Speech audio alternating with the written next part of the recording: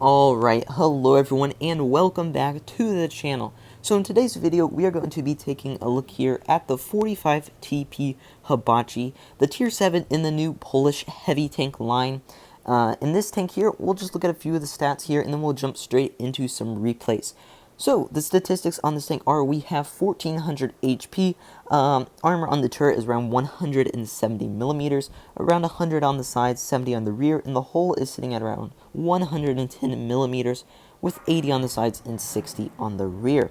Damage per minute on this tank is around 1900 with a 9-second reload. The penetration is 175 millimeters on your AP, 225 on your APCR, and 53 on that HE. You got about a 290 alpha gun, so your premium is sitting about 250 and your HE sitting about 380. The aim time on this tank is quite long. It's a 5.1 second aim time and pretty bad dispersion as well at 0.408. It does have a nice 8 degrees of gun depression though, which helps you use that turret on top, and a 35 km/h top speed. So that's the statistics right there. Now we can jump into some replays of this tank here. The first one here is on a black goldfield, and this is going to be, I can't remember if this was my first game or not. I believe it was not. I can't remember. I don't think this was my first game though. I could go back and check, but that would take forever. But yeah, so this tank, like I said, sitting around a 9-second reload, 280 alpha. That's not half bad, I don't think, for a tier 7 heavy tank. In my opinion, that's a pretty good reload, 9 seconds. I mean, I'm trying to think some other things. Maybe the T29 has that's got a 310 alpha and I think a 12-second reload if I'm not mistaken. So, you know, it's along those other lines of of heavy tank alpha damage, DPM with other tanks. And the tank is, of course, a heavy tank, so it's not too fast of a heavy tank. As you can see, it's not moving too fast. Up these hills, it is struggling quite a bit, going pretty slow. But it isn't a horrendous speed either. It's a little bit slower than the 40 TP. And now the armor on this tank, the armor. So this armor is a little bit more like the tier 8 and such, where it's a little bit more of a angled front plate. It's not quite as, like, you know, rigid as stuff like the 40 TP on there. That looks more like something like a KV1. This looks more like the tier 7. The front plate looks kind of like something of a Tiger 2. So the gun on this tank is a pretty decent gun, I would say. I like this gun. I think it's pretty good. It's got okay accuracy. The accuracy isn't the best, like I said, but I like the DPM of this gun and the reload of this gun. I think it suits it quite well, the tank, and it is able to get out a lot of damage if you are in a good situation. Like you're going to see in this replay right here, we are going to be in quite a good spot to farm up lots of damage. So, as you can see here, it can still snap on the move shots like that, so the accuracy isn't too horrendous, but those aren't going to be reliable shots that you're going to have. So we flank around to the side. We're going to hit those tungsten shells. Of course, this tank has tungsten shells, so you are able to get those higher alpha shots out on this tank, which is very helpful in some situations. And boom, we get an ammo rack on the 40 TP there. Very nice ammo rack, almost 900 damage before we unfortunately get pinned by the KV2 right there. Yeah, I was kind of surprised by that pin and that fact that we did bounce the KV2 as well. But it's nothing too horrible. We are going to be able to still farm up quite a bit this game. But yeah, that was a nice ammo rack there. And that's something I believe tungsten shells helps with. I can't remember if it helps with you getting ammo racks. I'm not sure. I don't think it does, actually. Now that I'm thinking about that, that wouldn't really make sense.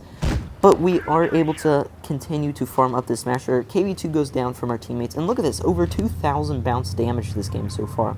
So that's pretty nice. We are going to get pinned, or we're actually not going to get pinned because he's going to shoot some HE at us. Fortunately, shoot some HE at us. Not sure why he did that at all. And we are able to get out another shell right here into him. But he is now left on around 79 HP. So we're going to pull back, wait for a reload, and try to get this Smasher before he takes us out. And this fool shoots HE again at me. Like, you would think he would have learned his lesson last time. Like, don't shoot HE. I'm not an HE splash away. Like, if I was under 200 HP, yes, that is a perfect situation for HE. That would be a great idea. But I am not, so don't shoot HE in that situation. And this is where I mean that accuracy does fail you sometimes. That was a pretty horrendous shot by the gun right there. Wasn't much I could do about it. And this T-37 here is just going to YOLO our teammate over there. And we're not going to be able to get any more damage out this game, unfortunately. but it's not a bad game at all. 3,004 damage, over 2,000 block damage, which is quite a bit for a tier 7 tank, and it's pretty good game. 2 kills as well, as you can see, a second class and the high caliber. So that's a pretty nice first game. And we'll get the second game going here, and I'll talk a little bit about the playstyle of this tank. So this tank's playstyle, similar-ish to the last tank playstyle. It's still a tier 7, and kind of after tanks tier 7 and under, well, not all tier 7s, but a lot of tanks tier 7 and under, I consider they really don't have that much of a playstyle, because the tanks are just, they're not all the same, but there's nothing too unique about them. Most of the heavy tanks are just drive in front of the other medium tanks or heavy tanks and just shoot away, and that's about all you can do. And most of the time, if not all the time pretty much, since you are at those lower tiers, the other players are not the most skilled out there, and you're going to be able to win pretty much every time. Now that doesn't always happen, but that happens a lot, and that's kind of the same playstyle for this tank. You can go either direction, heavy side or light tank side, and you'll probably do just as fine on either of them. You are pretty slow though, so you do gotta watch out for that when you're on that medium tank side. You can get circled quite easily. Like I said, you are a very slow tank, and on the heavy tank side, you do quite well. I would say you do pretty well. I can't remember the pin on this gun. I think the pin is decent enough on this tank. I know the premium pin is pretty decent on the tank, and I think that AP pin will be getting through about everything you need. So we're going to go heavy side here, and as you can see, the armor on this tank is quite good. The turret has quite a bit of armor on this tank. The hull is okay. I can't quite remember how good the hull is. Right there we do bounce the MT25. He shot our side. MT25 has horrible pin, so that wasn't too much of a surprise bouncing on the rear right there. But we're already bounced up over 500 damage, which is, quite nice for being this early in the game. And we are going to get a beautiful shot out on that T43 over there, which that is a very nice shot. Something that I was not expecting to pin, but fortunately did. And we do it again there on the KV2, get another very nice snipe out right there. And unfortunately our SU misses that shot right there, but we fortunately get another good snipe out on the MT. In this battle right here, I was like, wow, my RNG is just the best it can possibly be. I've bounced every shell that's come towards me so far, and shot every single time I've pinned. So, we do pretty good right there with the RNG. That isn't always going to happen, but it does show you that the gun still can be pretty reliable. I think definitely more reliable than the tier 8, which that is another video, but we'll talk about that tank in another video. Oh, the gun is not very reliable. That's all I'll say about that tank right now. But yeah, so we're doing pretty good right now. We are tied up, or actually, what in the world? Did one of our tanks kill themselves? I just realized that right now. I think one of our tanks killed themselves. So GG to that guy. We get a nice snipe, or not really a snipe, we get a nice snapshot there on that Challenger while we are moving for the kill shot with those beautiful tungsten shells. Like I said, we are high rolling every shot. It's like we have a 320 alpha gun basically right now. We are paying way more damage than what we would normally do. See right there, another 324 damage shot, which brings us up to around 2,400 damage. So we're going to poke around here. We do have this T-34 100 right here, but he has bounced his shot. And again, this game, I've still bounced every shot that has come my way.